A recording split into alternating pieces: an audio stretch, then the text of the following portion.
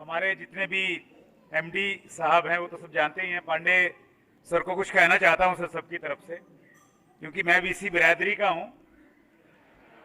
Direct sellers का ही representation करता हूं जहां भी जाता हूं। कश्तियां हमने जला दी हैं भरोसे पे तेरे, कश्तियां आप सबकी तरफ से है ये, क्योंकि डायरेक्ट सेलिंग में है ना हम, और जो भी छोड़ के आए हैं वापस जाने का इरादा तो है नहीं। कश्तियां हमने जला दी हैं भरोसे पे तेरे, अब लौट के यहां से हम नहीं जाने वाले। तो इस बड़े विजन और मिशन के साथ में सब साथी यहां पे पहुंचे हैं। आप सबका हार्दिक स्वागत है। इतिहास जब जब बना है, जब वो बन रहा था तो मालूम नहीं था कि इतिहास की घटना बनेगी। महात्मा गांधी जी ने जब दांडी की यात्रा शुरू की और जो लोग उसमें शामिल थे, उस समय उनको नहीं मालूम था कि ये इतिहास के स्वर्णिम पन्नों पे ये लिखी जाने वाली है और लोग इससे प्रेरित होंगे। उसी प्रकार की एक ऐतिहासिक घटना के आप साक्षी बनने जा रहे हैं। आज डायरेक्ट सेलिंग इंडस्ट्री का, इंडियन डायरेक्ट सेलिंग इंडस्ट्री का वर्ल्ड डायरेक्ट सेलिंग इंडस्ट्री में कोई बहुत बड़ा मुकाम नहीं है टर्नओवर की दृष्टि से, लेकिन जब वो बड़ा मुकाम होगा और जो इतिहास रचने वाला है उसमें 5 दिसंबर 2021 की इस घटना का विशेष उल्लेख होगा। इस विजन के साथ हम इसकी शुरुआत कर रहे हैं।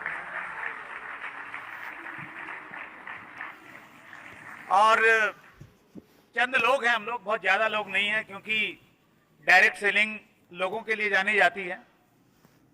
और यहां पे तो जितने भी लोग बैठे हैं सब एक से एक धुरंधर हैं। बिच्छुओं की एक बारात जा रही थी और किसी ने पूछा कि भाई तुम्हारा सरदार कौन है, तो किसी ने कहा कि जिसको हाथ लगा ले वही सरदार है। तो हम तो सारे ऐसे लोग हैं जो बड़ी बड़ी टीमों का नेतृत्व करते हैं और बड़ा बड़ा प्रभाव है हमारा हम सब का ऊपर में। तो हम सब की और बड़ी जिम्मेवारी बन जाती है कि हम जिस उद्देश्य के साथ में ये संस्था शुरू की जा रही है, संजीव सर हमारे बीच में आए, उन्होंने विजन शेयर किया कि किस उद्देश्य के साथ, किस भावना के साथ में इसकी शुरुआत की गई और इसकी सही में जरूरत है। जिस प्रकार से देश को चलाने के लिए बहुत सारी पॉलिटिकल पार्टीज हैं, हर पार्टी की अपनी एक विचारधारा होती है, लेकिन उसका मकसद होता है कि वो देश को आगे लेके जाए। उसी प्रकार से डायरेक्ट सेलिंग इंडस्ट्री को आगे बढ़ाने के लिए बहुत सारी एसोसिएशंस काम कर रही हैं। हर एसोसिएशन के अपने कुछ ऑब्जेक्टिव्स हैं, उसके कुछ विचारधारा हैं, उसके कुछ काम करने का तरीका रहता है। और इतिहास ये बताता है कि जब कोई पार्टी बड़े विजन के साथ में चलती है तो वो बहुत बाद में शुरू होती है, लेकिन वो देश की नंबर 1 पार्टी जिस प्रकार से बन जाती है, जोश होना चाहिए। और वही जोश हमने संजीव सर के भाषण में आज हम सब लोगों को देखा। वो किस जोश के साथ और किस विजन के साथ में इसको आगे ले जाना चाहते हैं।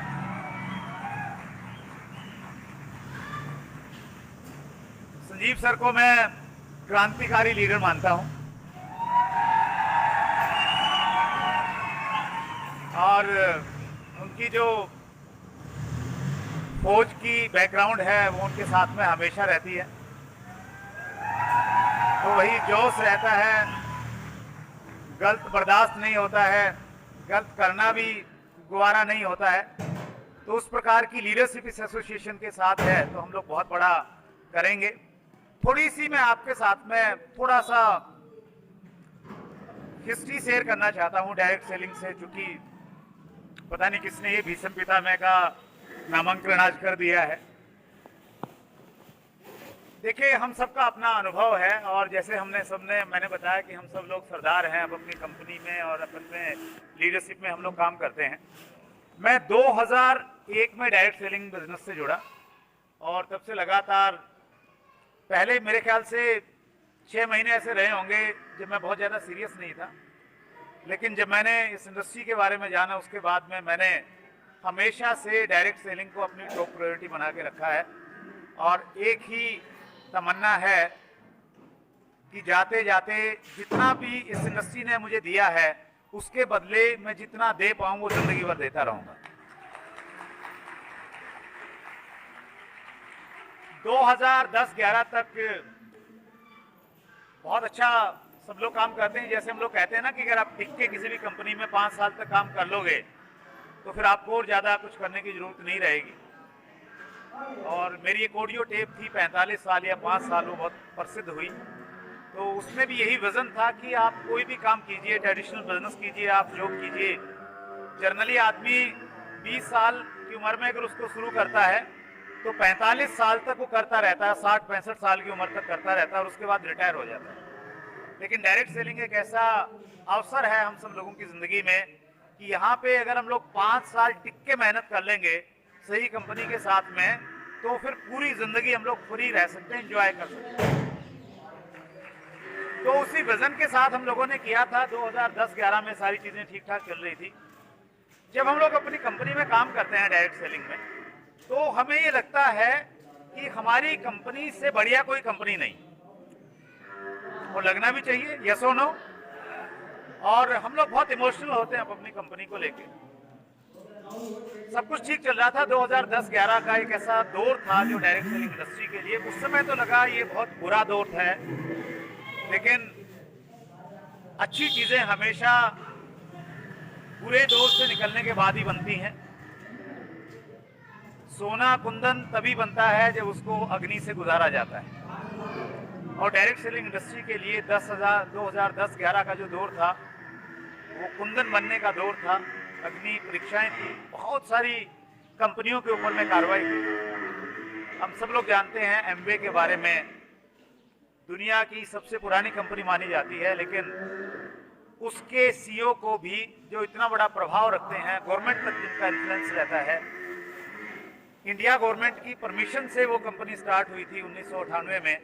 उस कंपनी के सीईओ को भी न केवल मात्र अरेस्ट किया गया, फिर बहुत लंबे समय तक उनको अंदर रहना पड़ा। देश की और बहुत सारी कंपनियों के ऊपर में कार्रवाई हुई। मैं जिस कंपनी के साथ में एसोसिएटेड हूँ और था, उसके साथ में भी कार्रवाई हुई।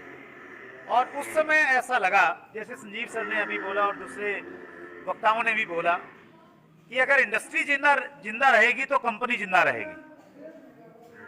एक शेर है कि घर सजाने का तसव्वुर तो बात का है, पहले ये तय किया जाए कि घर को बचाया कैसे जाए। तो उस समय ये एहसास हुआ कि अगर इंडस्ट्री मजबूत नहीं हुई तो फिर कोई भी कंपनी है वो अपने आप को ये कहे कि मैं नंबर 1 हूं, मैं दुनिया की नंबर 1 हूं, तो जब वो भी नहीं चल सकती तो फिर बाकी सब कंपनियों के लिए मुश्किलें तो हैं। और एक लंबा आंदोलन हम लोगों ने किया।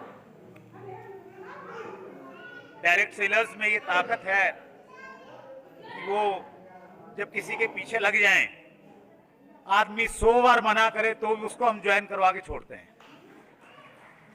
तो ये हमारे खून में है ये चीज।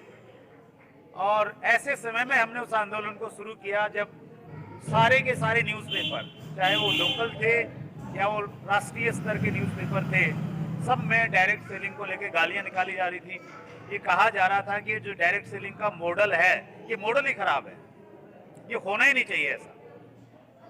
हमने बड़ी दलीलें दी कि दूसरे देशों में कानून है, नियम है, चल रहा है सब, तो बोले कि नहीं, इंडिया में नहीं चलना चाहिए। और उस प्रकार के दौर में हमने आंदोलन स्टार्ट किया। मैं इसलिए आपके सामने ये बातें रख रहा हूं क्योंकि आप जिम्मेवार साथी हैं। आपकी कंपनी में बहुत सारे लोग हैं, लेकिन आपको इसलिए बुलाया गया है क्योंकि आपकी कंपनी ये मानती है कि आप बहुत रिस्पॉन्सिबल हैं और आपके अंदर लीडरशिप क्वालिटी है। और इसीलिए ये मैं थोड़ी संघर्ष की कहानी आपके साथ में शेयर करना चाहता हूं। हमने शुरुआत की, कंपनी बंद हो गई। मैनेजिंग डायरेक्टर जो थे वो बाहर थे, लीडर्स के पीछे पुलिस भाग रही थी।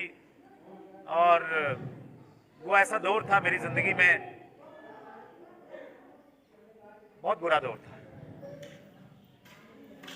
घर में छुप के जाना पड़ता था, रात को 2 घंटे के लिए चले गए, फिर वापस आ गए। और ऐसा कभी सोचा नहीं था कि 4 गाड़ियां बदलनी पड़ेंगी। तो उस दौर से हम लोग गुजरे फाइनली, और फिर हमने कहा कि यार ऐसे डर के बात नहीं बनेगी, खुल के मैदान में आना पड़ेगा,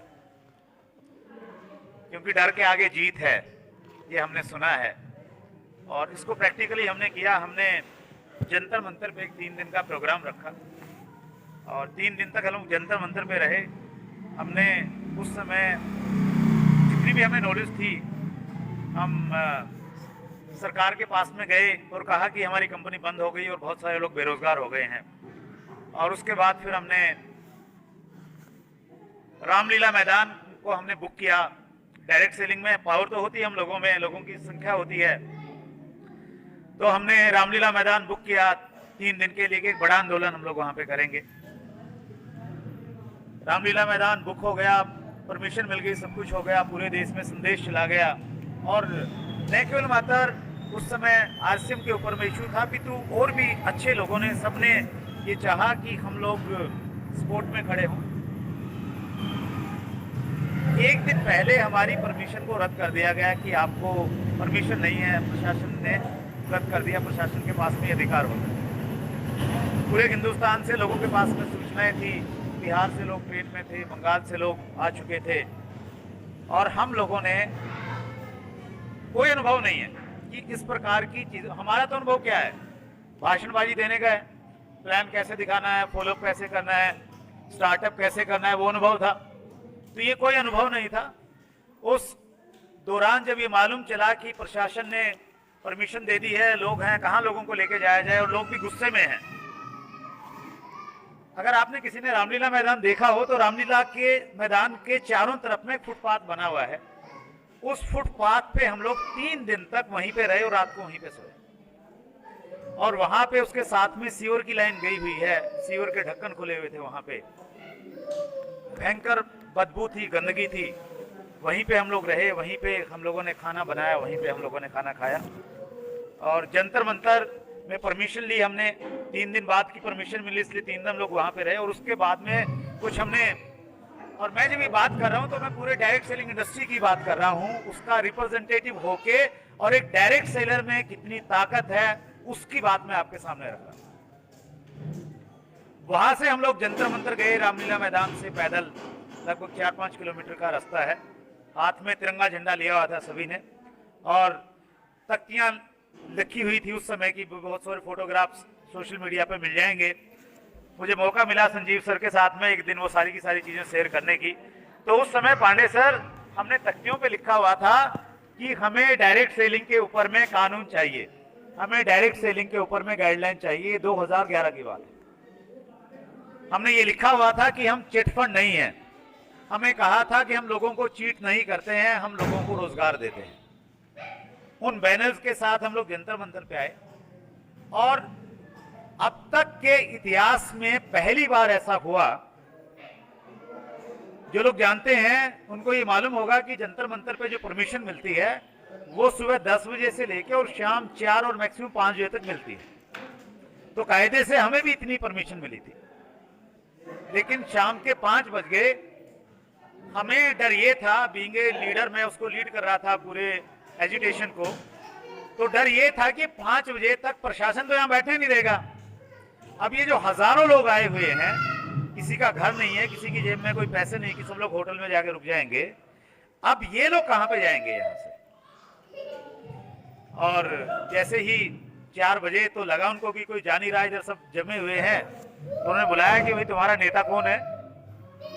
तो नेताजी हाजिर हुए, जी हाँ जी बताओ जी। भाई खाली करो ये सब, ये तो वीआईपी एरिया है, सारा का सारा यहाँ अलाउ नहीं है, मालूम नहीं तुम्हें, लेटर दे रखा है, ये कंडीशन है।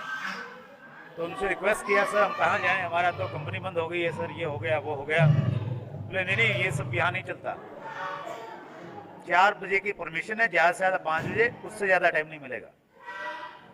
पुलिस की गाड़ियाँ आ गई 10-20, चारों तरफ फोर्स आ गई, क्या किया जाए, सरेंडर हो गए। बता दिया कि ये स्थिति है, इतने दिन से काम कर रहे थे, सब ने अपने काम धंधे छोड़े हुए हैं, कोई बंगाल से आ रहा है, कोई बिहार से आ रहा है, और पता नहीं उन्होंने क्या दया दिखाई, ऊपर वाले की क्या कृपा रही। उन्होंने बोला कि आज रुक जाओ, कल सुबह चले जाओ। और हम सर शायद अब तक वो इतिहास में दर्ज होगा। हम 13 दिन तक, 13 या 14 दिन तक लगातार हम लोग जंतर मंतर पे रहे, सुबह से लेकर रात तक वहीं रहे। और उस दौरान डायरेक्ट सेलर की ताकत हमें मालूम चली, कोई रास्ता नजर नहीं आ रहा था क्या करें।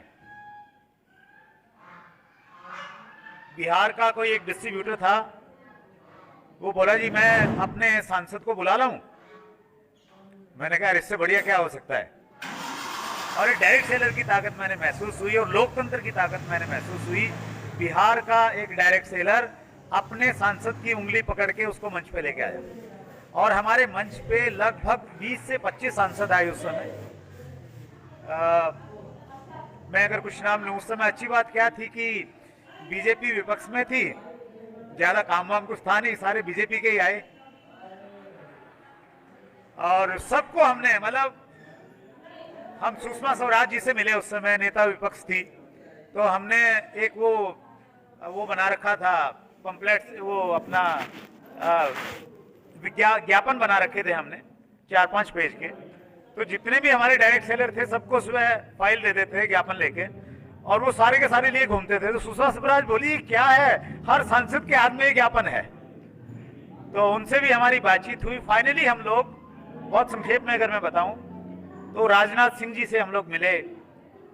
मुगल सराय के कुछ डायरेक्ट सेलर थे हमारे बीच में और माननीय राजनाथ सिंह जी उसी एरिया से, चंदौली से बिलोंग करते हैं।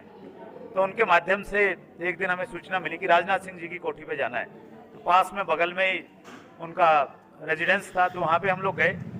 हमारे सामने राजनाथ सिंह जी ने प्रधानमंत्री मनमोहन सिंह जी को कॉल किया फोन पे, हम सामने बैठे हैं, और उन्होंने बोला कि ये कुछ कंपनी के लोग आए हुए हैं, उनकी कंपनी को बंद कर दिया गया है और इनकी बात को जरा एक बार सुनो, बहुत परेशान है। तो मनमोहन सिंह जी ने क्या बोला हमें नहीं मालूम। राजनाथ सिंह जी ने बोला कि आप पीएमओ, प्राइम मिनिस्टर ऑफिस के जो मिनिस्टर हैं वो थे उस समय।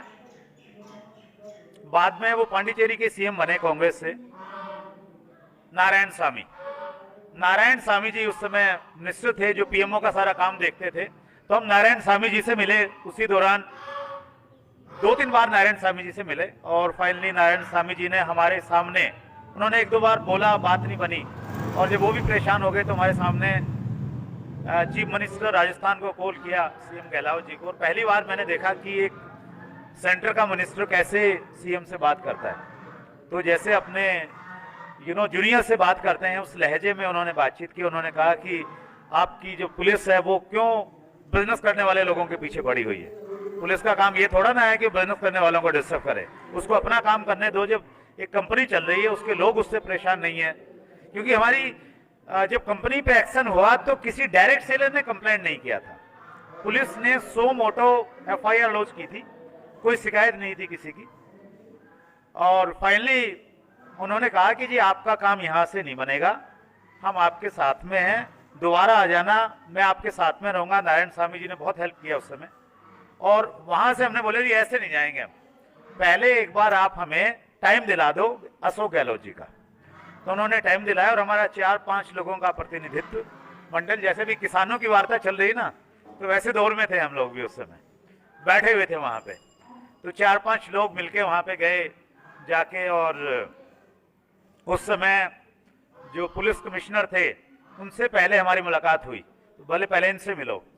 तो जाके डंडा लेके हमारे पीछे लग गए, तुम सब चोर हो, ऐसा है वैसा है, तुमने गदर मचा रखा है। मैंने कहा साहब बात तो सुन लीजिए, क्या सुने ये वो।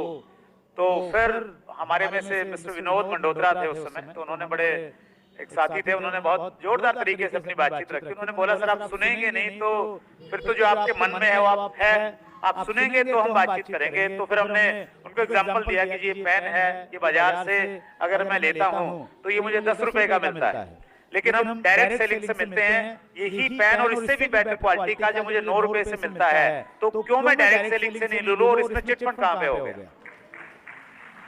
तो उन्होंने कुछ हमारी बात सुनी और फाइनली हम गहलोत जी से मिले। उन्होंने कहा कि हम आपकी इसके ऊपर में कमेटी बनाते हैं, काम करेंगे, और उन्होंने आश्वासन दिया हमें। और फाइनली हम लोग वहां से तो उठ गए। और बड़ा मुश्किल होता है उस समय जब एक दीवाना डायरेक्ट सेलर ये कसम खा के आता ना, किसानों के आंदोलन से मैं कुछ चीजें सबक सीख रहा था।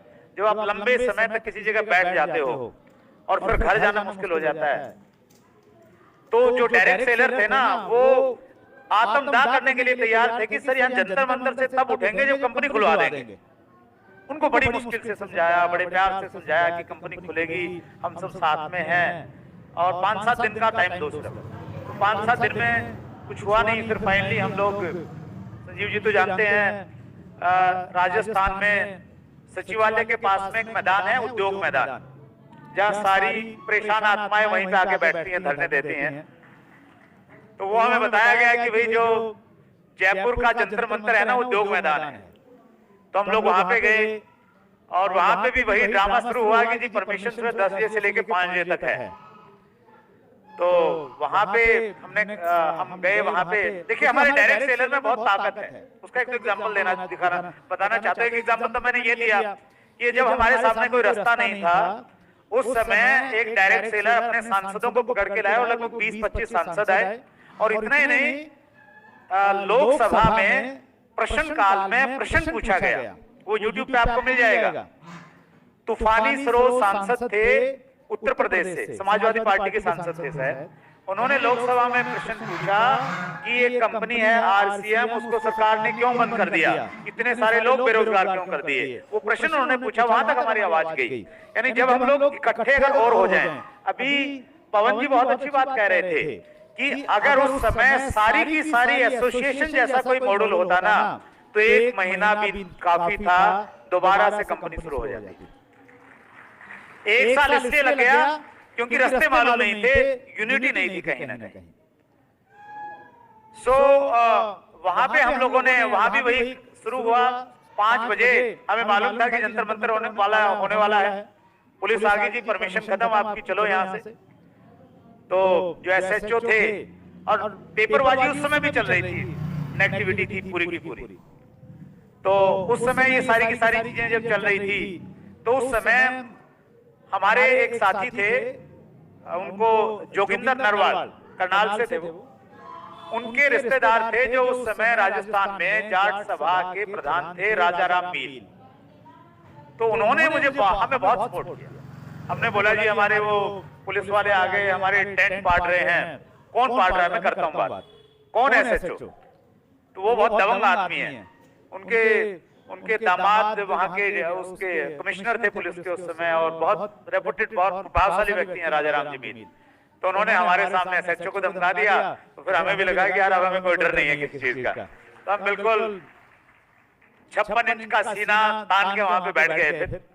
और फिर हमने एक इतिहास रचा। मेरे ख्याल में संभवतः किसानों ने शायद हमारे उसको क्या बोलेंगे, रिकॉर्ड को तोड़ा है। 155 या 156 दिन तक, 155 दिन का मतलब हो गया 5 महीने से ज्यादा दिन रात हम लोग एक जगह बैठे रहे। 10 अक्टूबर तक हमने, 10 अक्टूबर था या 5 अक्टूबर था, एक्जेक्टली मुझे याद नहीं, अक्टूबर 2012 तक हमने वो आंदोलन किया। हमने उस दौरान पूरी बरसात सहन की, बारिश का मौसम हमारे ऊपर गुजरा। टेंट थे, और टेंट भी कोई वीआईपी टेंट नहीं थे, बिल्कुल सिंपल वाले टेंट थे जो गरीबों की शादी में गांव में लगाए जाते हैं, जिसमें पानी चूता था। वहीं पे खाना बनाते थे, वहीं पे गर्मी हमने सहन की। और रोजे आए उस दौरान, हमारे जो मुस्लिम साहब भाई थे वो वहीं पे रोजा करते थे, उसी गर्मी में रह के। पता नहीं क्या क्या किया लोगों ने। प्रार्थनाएं की, जो क्रिश्चियन थे वो बैठे रहते थे बेचारे पेड़ के नीचे कि हम प्रार्थना कर रहे हैं, भगवान यीशु हमारी सुनेंगे। हवन करते थे हम लोग, जप करते थे। और उम्मीद में कितनी ताकत होती है, एक आम आदमी की उम्मीद में कितना अंतर होता है, उसका भी मैं एक एग्जांपल देना चाहता हूं आपको। हम जो लीड कर रहे थे उस आंदोलन को, हमारा काम ये था कि हम लोग सचिवालय में जाते थे, और हमारी उस समय पांडे सर एक ही डिमांड थी कि सीएम से मिले। सीएम से पर्सनली मैं लगभग 25 बार मिला हूंगा। उनका वीकली जनता दरबार रहता था उनकी कोठी पे, हम लोग पहुंच जाते थे और वो दूर से जान जाते थे कि अच्छा तुम आ गए हो आंदोलन वालों, क्या हाल चाल है, दूर से ही वो पूछने लग जाते थे। तो वो ये कहने लगे कि यार कोर्ट में केस है, हाई कोर्ट में है, हम कुछ नहीं कर सकते, तुम्हारे साथ में गलत हुआ है, मान लिया, रास्ता बताओ। अब जैसे योगेश शर्मा जी यहाँ पे हैं, वहां उस समय हमारे जो लॉयर थे, हम उनके पास में गए, जी रास्ता बताओ, तो उन्होंने रास्ता ही बताया सर कि भाई सरकार स्टेट गवर्नमेंट डायरेक्ट सेलिंग पे गाइडलाइन लेके आए और कंपनी एक एफिडेविट दे कि हम डायरेक्ट सेलिंग की गाइडलाइन को फॉलो करेंगे और फिर कंपनी खुल सकती है। तो अब सरकार में ये मालूम नहीं कि भी गाइडलाइन डायरेक्ट सेलिंग होती क्या है, तो ये बड़ा सबसे बड़ा इश्यू रहता है। तो वो ऑफिसर्स को हम समझा रहे हैं जी ये मैन्युफैक्चरर होता है जी, ये C&F होता है जी, ये होलसेलर होता है जी, ये रिटेलर होता है जी, ये विज्ञापन का खर्चा होता है जी, तो सबको समझाया। तो धीरे धीरे फिर उन्होंने बोला जी हम कुछ नहीं जानते, आप तो हमें बताओ कि क्या चाहिए। तो हमने एक पेपर तैयार किया, FDSA एक ऑर्गेनाइजेशन है, federation of direct selling association, तो उसकी डायरेक्शन में राजीव गुप्ता जी हमारे वाइस प्रेसिडेंट थे वहां पे, एपी रेड्डी जी प्रेसिडेंट, तो उन्होंने एक गाइडलाइन ड्राफ्ट की और हमने कहा जी गाइडलाइन ऐसी होती है, और जो लिख के दिया था पांडे सर, कई जगह स्पेलिंग मिस्टेक थी, जब गवर्नमेंट ने रिलीज की ना स्पेलिंग मिस्टेक भी ठीक नहीं हुई, एज इट इज आ गई हमारे पास। हाँ ये सीरियसली नहीं, यहाँ की नहीं, मैं स्टेट गवर्नमेंट की बात कर रहा हूँ, राजस्थान की। सेंटर में तो आप जैसे पर्सनैलिटी बैठे हैं सर, कहाँ गलती छुपेगी, तो मैं स्टेट गवर्नमेंट की बातचीत कर रहा हूँ। तो राजस्थान गवर्नमेंट ने सर गाइडलाइन दी और गाइडलाइन के नोटिफिकेशन में ये लिखा है क्लियरली कि federation of direct selling association के आग्रह पे हम ये गाइडलाइन जारी कर रहे हैं। उनका मानना है कि इससे डायरेक्ट सेलिंग का कारोबार अच्छे से और सही तरीके से, अनुशासित तरीके से चल सकता है। तो वहां पे सर वो गाइडलाइन रिलीज हुई, गाइडलाइन रिलीज होने के बाद में हम लोग जैसे किसान अभी उत्साहित है कि सरकार ने तीनों कानून वापस ले लिए, तो वैसा खुशी का माहौल हमारे बीच में था और हम लोग वहां से वापस लौट के आए।